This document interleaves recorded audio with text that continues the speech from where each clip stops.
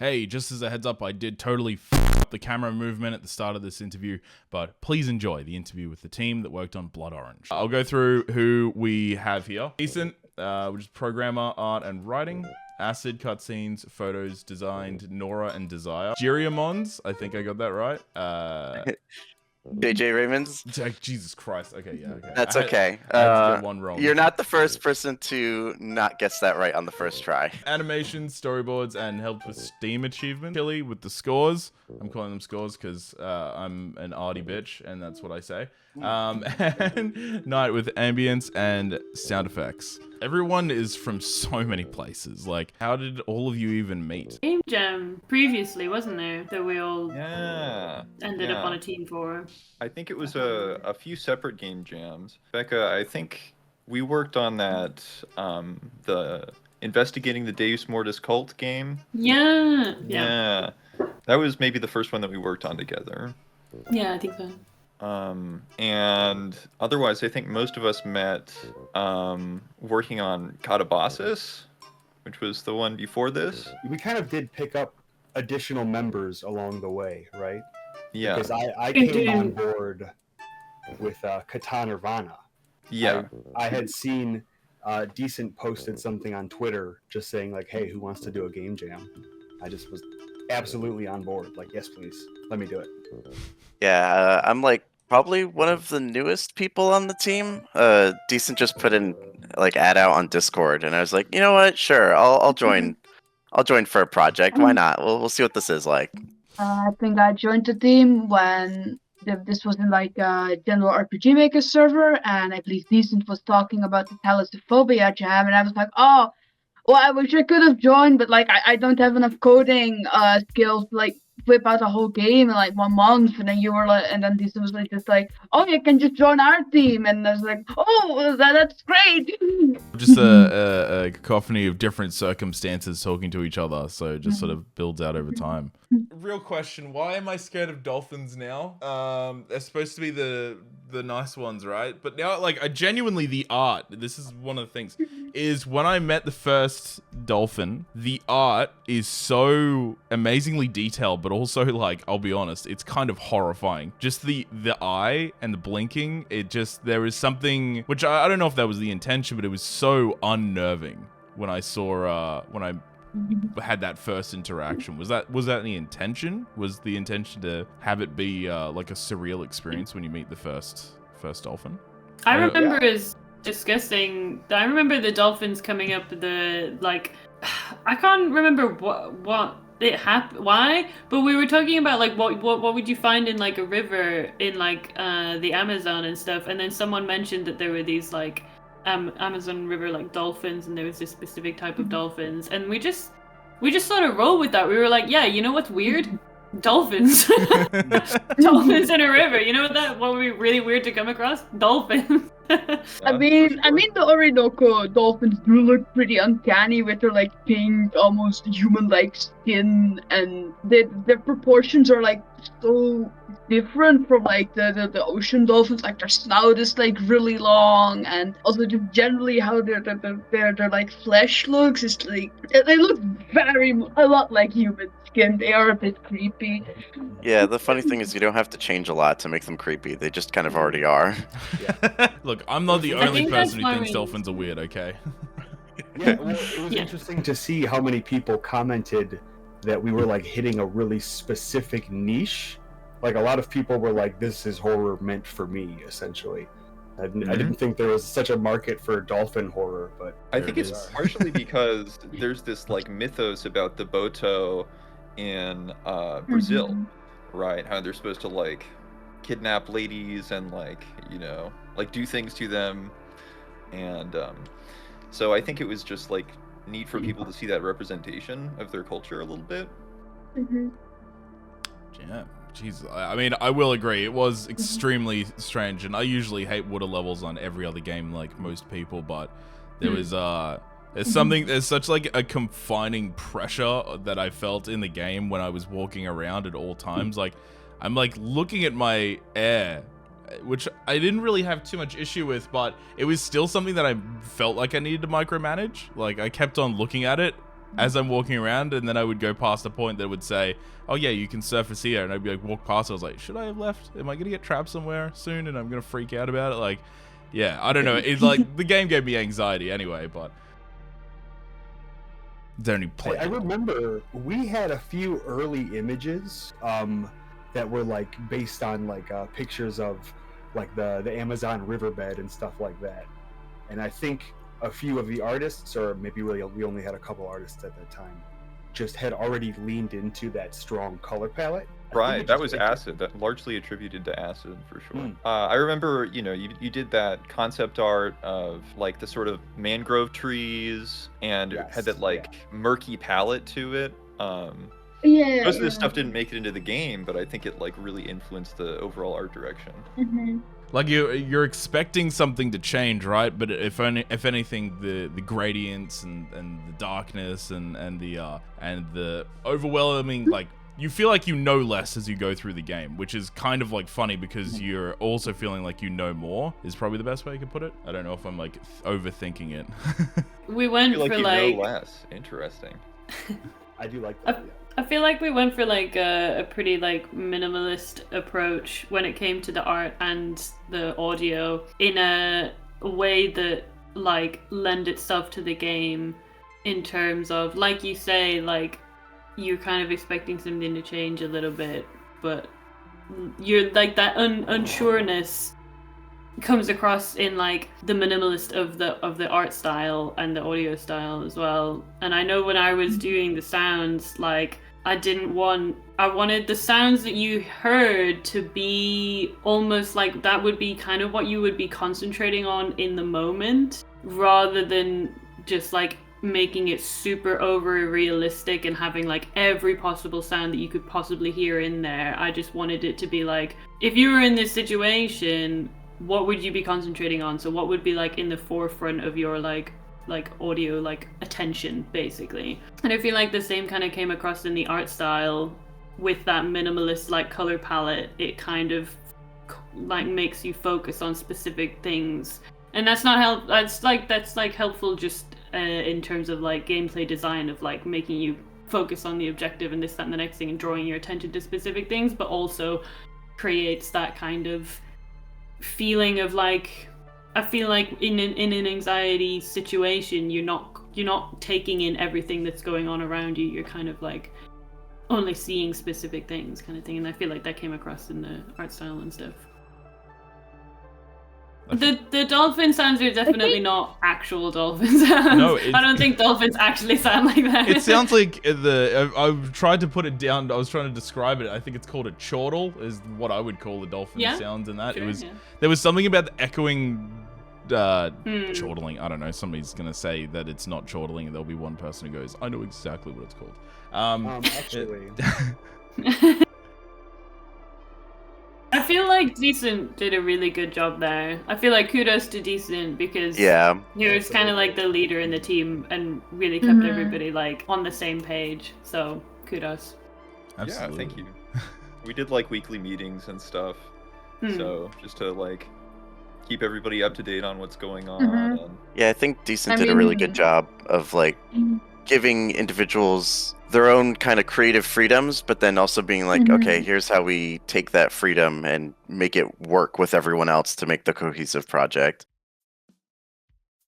How the hell do you know when a game is done? I know this sounds like this is so broad, but I see when games are done, especially like indie games, which have like such a, compared to a lot of AAA titles, there's no overcomplicated like graphics. They're not trying to like create this highly cinematic universe, you know what I mean? And indie games feel so like pure in the sense that they're like just trying to like get like one narrative across the board for you to experience, right? When do you go like, that's done? We did update the game, to be fair. True. Yeah.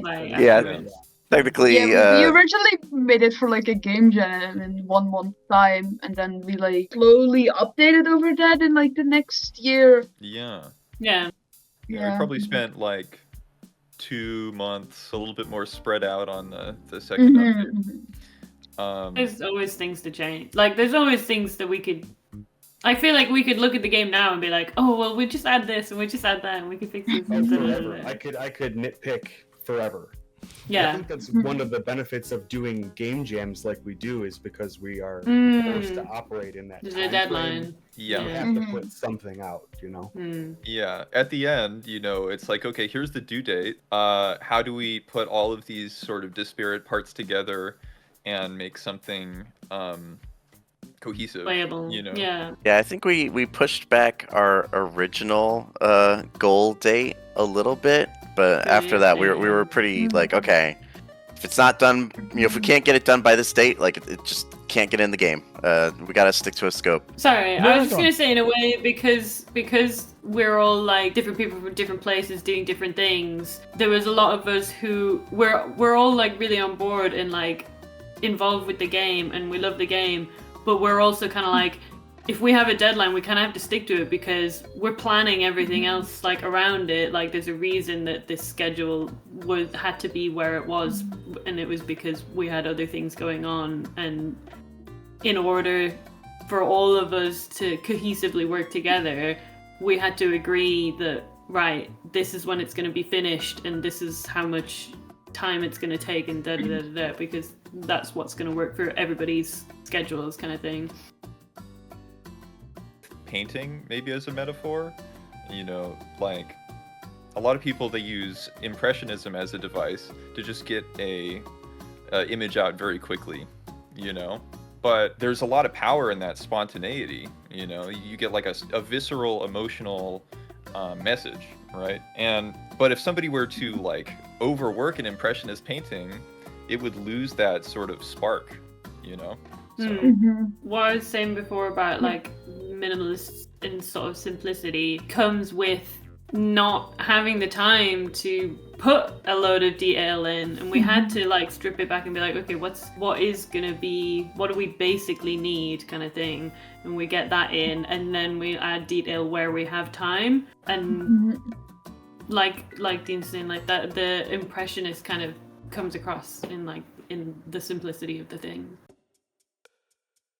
How long was this game in development? I'm so curious about timelines or development. What was the time schedule for the original Thalassophobia game jam that we set up? Was it a month? it was a month, yeah. Yeah. So, It was like November last year, right? Like I think it was like mid-November last year to like mid-December. Yeah, because it was like vaguely Halloween-y, but it wasn't like it wasn't like for Halloween. But it was roughly around that time. So the original game jam was like a month, and then we did the update, which we took like a month and a half, I think, maybe. I feel like vaguely Halloween-y is kind of our brand, honestly. Yeah, to be fair, we do sort of only kind of seemingly exclusively do like Halloween time game jams. Every so often, like pretty much every year, somebody in the group chat just before Halloween time, like maybe like just end of summer, someone goes like, "Do you want to do a game jam again?" I mean, they tend to do like horror games around that time, and I mean, I've only been part of like one game project, but from what I've seen, you've mostly done like surreal and horror games, and like those tend to be around Halloween and stuff, and like the winter months. Well, it's turn-based, but I have played RPG Maker games that had a bullet hell system. I didn't That's know you could wild. do that. I could see that happening. There are Yeah, people who you just, can like, break a lot Yeah, of well, my friend is currently she's making a RPG Maker game that has like a bullet system, and you like need to touch the bullets instead of being turn-based. Yeah, with time and a little bit of scripting knowledge, you can break pretty much all of the RPG Maker conventions. Yep, you can do anything in RPG Maker. People just think it's cringe. Yeah. Why? No, seriously. No, like Blood Orange is sick as hell. Like, I don't know if you know about okay, so Catan Nirvana, one of our older games, completely breaks the format. It has sort of like a fog of war system, and I mean, you aren't like walking around as a sprite, you're walking around as like a bracket. It's more of like a D&D campaign. Our next game, Katabasis, included a first-person section where you navigate a dungeon crawler-esque maze. I mean, there are so many things that you can do with RPG Maker that, don't align with, just like turn-based, conventional Final Fantasy 1 turn-based combat and like four-directional movement. if I like can talk about my own project for a little bit. Yeah. I'm working with some other people on another team. We're making a sort of Danganronpa Ace Attorney-esque detective mystery game. All the time, I am terrified that no one is going to want to play my game. And it's kind of like an internal struggle where I'll tell myself, okay, well, you know, the fans of this genre, they've been void of an actual title for like 5 years now. Like, you know, there is a content drought. Like, people want it. But then I'm also like, well, what if they don't? What if there's not a new game because no one plays them anymore? So sometimes you just kind of have to have faith, I think. I think that's, I feel like when we were making these, every time we join a game jam and we like get together to do game jam, you know, I was saying like practically every year somebody in the group chat goes like, hey, should we do game jam? Like, I feel like we're kind of just doing it because we like want to get together and make a game. Like, I don't know about anybody else, but I never felt like we were doing it because we thought it was going to be like successful or like dead popular or anything like this. I always felt like we were just doing it because we like getting together to make a game, and I never even like. Yeah, Semicolon is about teamwork and art. It's not about popularity. Yeah, here I think it's teamwork, art, and fun. Yeah. Honestly, generally games that are just made because, you know, the developers just love the project and just have like a very specific idea they want to get out instead of just trying to get popular. Like, you can feel the heart put into it, and that generally just makes the whole experience better. And sometimes it's just better to just like okay, maybe your game like really touches 2 people, and then that's better than that it gets like 100 downloads for people who just like never talk about the game.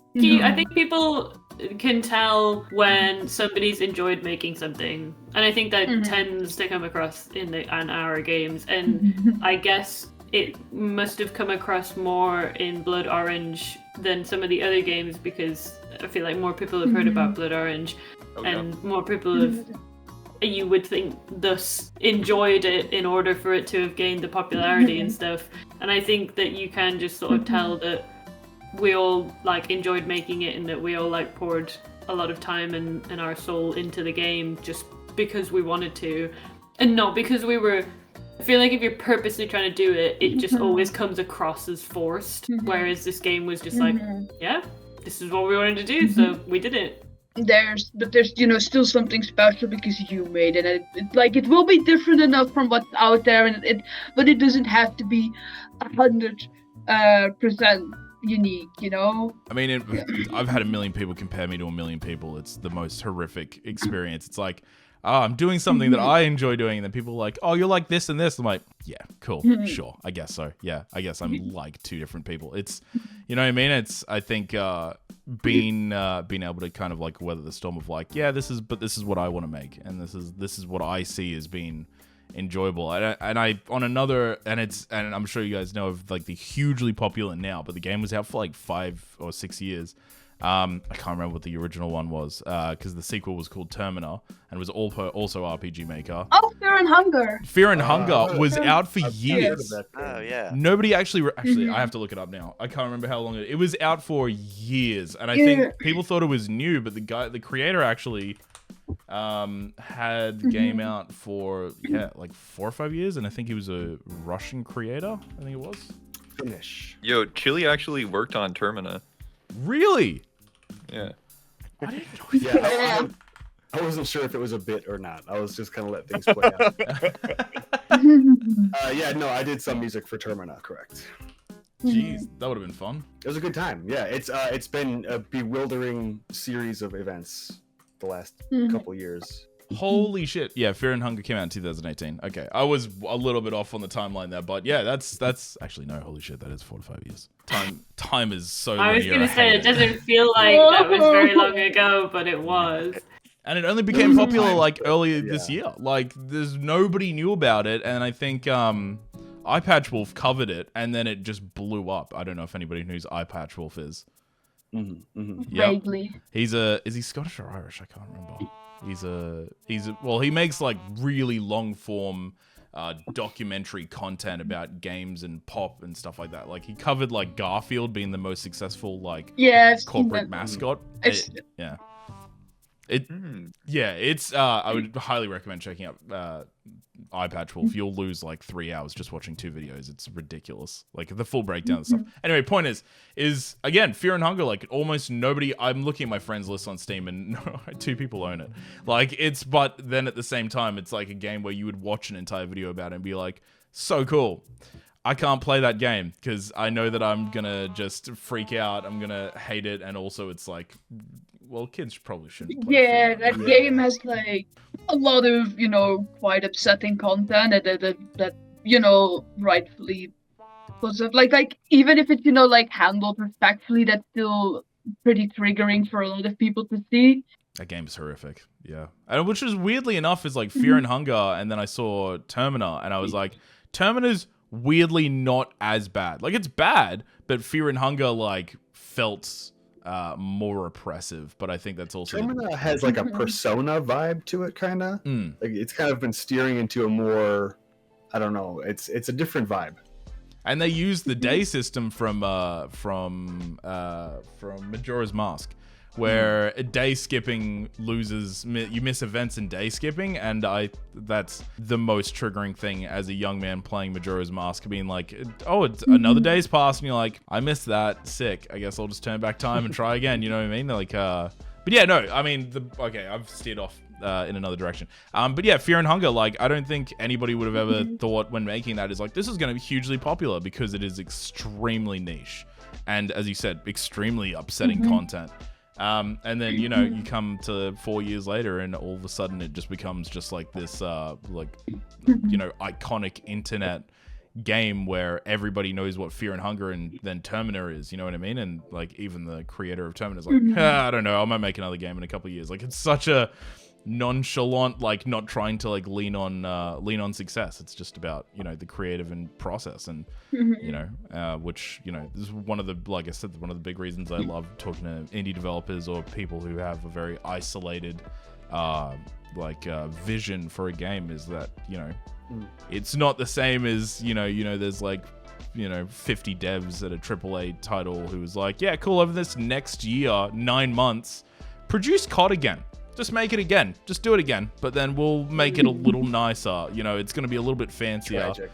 Yeah, exactly. And which was more crazy. Pixels. Yeah, fit more pixels into this game. More pixels. There has to be explosions. We'll bring back the same character from 4 games ago. You thought he was dead. He's alive. Make it louder. Exactly. Louder with more pixels. Exactly. We need to see explosions. All right. This is the TikTok We need to kids. see all the things. We need to see all the zits on the head of the enemy soldiers. Exactly. I want to see the pores. Exactly. Yeah. Jesus Christ. I saw a video of somebody complaining about slide canceling, and I was like, there is a very real meeting that happened at Blizzard where they sat down and they said, we have to talk about slide canceling in Call of Duty. And I feel like as an adult man, I would have been like, I think I need to work at a coffee shop. I think this is actually the end of my career. I have somewhere else to be. Yeah, exactly. Like, please let a meteor hit this office right now so I don't have to talk about fucking slide canceling and what problems people have with it. It's so crazy. Yeah, I feel like the AAA games, and especially stuff like COD and all this, especially the shooters, the games where you like have a bunch of sequels, and they're always building on what the last game was. They're always adding mechanics, whatever it is, into the last game, like based with the foundation of the last game. So you just, like you say, you have this like overcomplicated game. It just gets more and more overcomplicated, it's the same game but just more complicated. And like you almost get to a point where you can't play the new game if you haven't played the games before, because you've no idea what it's based on. You don't have that foundation of what on earth is going on. Whereas I feel like with like indie games, and especially with game jams as well, like working with these guys and all the game jams, like every time we work on a game, we're like, especially because all the game jams have like different themes, we always sort of want to make a new game. Like totally, we start from scratch. We're like, okay, this is the theme. what are we gonna do? Like, what is the mechanics gonna be? And every time we like reimagine what on earth we're gonna do, and we have a totally different like vibe, totally different idea, and then that just breeds creativity and breeds like the simplicity that comes from starting from scratch and not just like overcomplicating, like building on overcomplicated after overcomplicated kind of thing. And you have that nice new and somewhat simple but like still like good game content, and not just like overcomplicated repetition of what's come before. So I think that's always nice doing game gens kind of thing. But you just if you do that, you just end up with the same game. Yeah, no, you know? 100%. And that's why that's why it's always nice to like just be like, yeah, forget what we did before, let's do a new thing. To say, I have an analogy for this, and I apologize because it is just disgusting, but it's probably the best way. Is like Call of Duty's kind of hella ancestral in the way that it's just constantly using its like predecessor to create another thing, and now it's got like a clump foot. Yeah. It's speech strange impediment, amalgamation. Like, it's got like fetal alcohol syndrome. Got some issues. It's fucked up. Yeah, it's not okay now, and that's COD. It's like just trying to like those fucking those like you know how with like the German shepherds were like their backs completely sunk in because of all the like shitty inbreeding and stuff, because they wanted to make like the perfect dog, and now the dog is in constant pain. And Call of Duty is the pug of the game world. There it is, it's the pug. You see original pugs when they used to be, and it's like this like dog that just it is what it is, and then now it's just not even you're like, barely a dog. Yeah, you're 3 years old. You're gonna live an excruciating life till you die. It's just Everybody hated it. Anyway, I'll argue Black. Dark Souls 2 is good. It tried to reinvent the franchise, and I think that's a cool thing. Right, it's a big swing. It tried to reinvent a franchise that just started. That's what blew me away. I'm like, Dark Souls 1's this like blueprint of like a beautiful world that comes together through like all of these triangulating locations, and it comes together for like a satisfying end. And then Dark Souls 2, they're like, but what if we rethought like 50% of the mechanics in this game? It's like, but true. You don't need to. True. You've got the world and you've got the mechanics, and now you just have to make them better, which was what Dark Souls 3 was. They essentially, I mean, that's why if you talk to people, they're like, Dark Souls 1, 3, couldn't finish 2. I'm like, oh, maybe I just learned to deal with no iframes. You know what I mean? Yeah. Dark Souls 2, I think initially it was supposed to be an open world game. It was going in a completely different direction. And so it ended up feeling kind of like mishmashed and incomplete in the end. Yeah. Right? Yeah. Anyways, I could talk about Dark Souls for ages. Dude, hit me up. I'll talk about Dark Souls for like 2 hours with you. I swear to God, I'll do it. Yeah, well, I've been making Throne for a while. Probably like 4 or 5 years now. Really? Yeah, it's called Throne Final Twilight, and it's sort of like turn-based RPG, with like, I guess more like a telegraph-based combat system where you're supposed to maybe predict a few turns in advance, or just like what's going to happen on the enemies. What the enemy is going to do, and and you can like switch your class between 21 different classes on the fly with tarot cards, and it's got sort of like, if you like the small open world vibe from Dark Souls 1, it has a similar vibe where everything is cohesive, interconnected.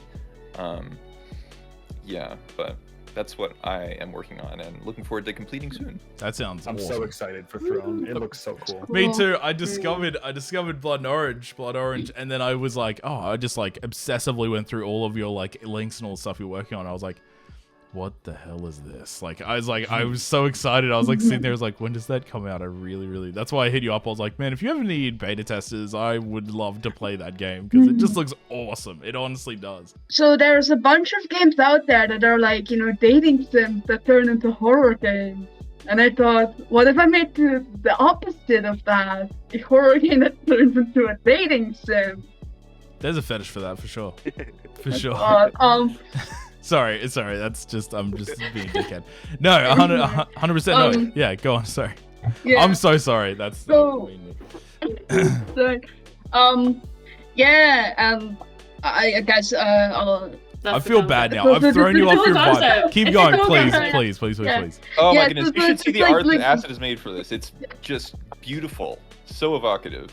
Oh my god. That's That's awesome. Like a sea angel design. It's very cool. Yeah. yeah. It's very like you know what like the angels are supposed to look like the original they're not supposed to be like, Biblically accurate. yeah. With From like I think they're mostly from like like the Torah and like the I guess in the biblical sense that like the First Testament mainly. That's how they're sometimes described. But then I think Fishy is not an angel.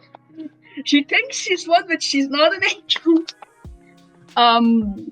So that's like the thing with a lot of the monsters in this game. It's like they're not what they're seen, but like the story is you're playing as this girl called Val, and she's working at a company, but like a sub branch of the company that's like secret, where they're like studying all these anomalies, and like the early game is just like doing daily tasks there to just make sure the anomalies are healthy and don't break out, and then of course stuff goes wrong, and then you can start like interacting with the anomalies, and they were kind of cute, and then you can start like dating them, and then there's like multiple endings and you can get them free and stuff. There's also like multiple bad endings, of course. Basic plot synopsis or premise would be 16 people wake up on a cruise ship. They don't know why they're there. They don't know who put them there. They don't know where they're going. They don't know anything. The only thing that they know is in the main hall, there's a rule board, and it says, the main rule is if you get away with killing someone else on the ship,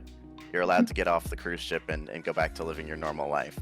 So main premise is, you play as a character that doesn't try to kill people. You just try to solve the murders to keep living for at least another day until you find maybe another way off the ship.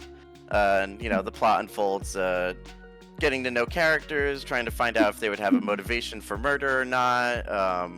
Why are they here? Who put them there? What's going on with the world outside? Is anyone coming to save them? There's a bunch of different layers of mysteries. We're like aiming for probably like the traditional 80-hour, narrative game experience. Did you just say 80 hours? Yeah, that's a big number. Probably around there. That's a lot of. I guess it depends a little bit on your reading speed. We have a demo that's probably gonna. Crazy. That's a lot of content. That's cool. That's a lot of content. Yeah. We have a demo that's gonna come out sometime next year, and the current runtime for that is around 2 hours. Jesus Christ. That's like a good length for a demo. Yeah, Very I was nice. gonna say.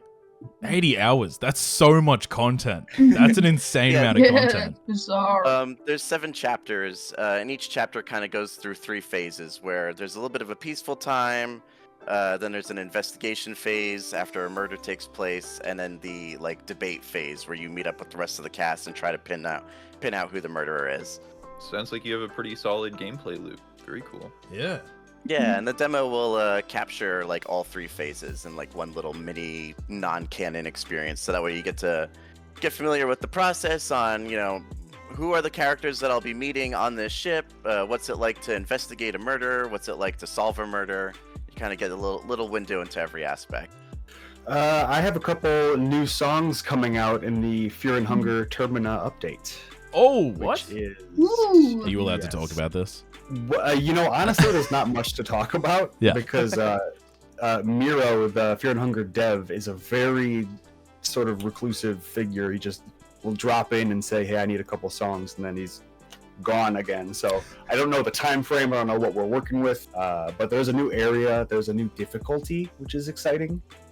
And no new characters yet. But yeah, so that should be, I don't know, hopefully this year? Well, I guess we'll see.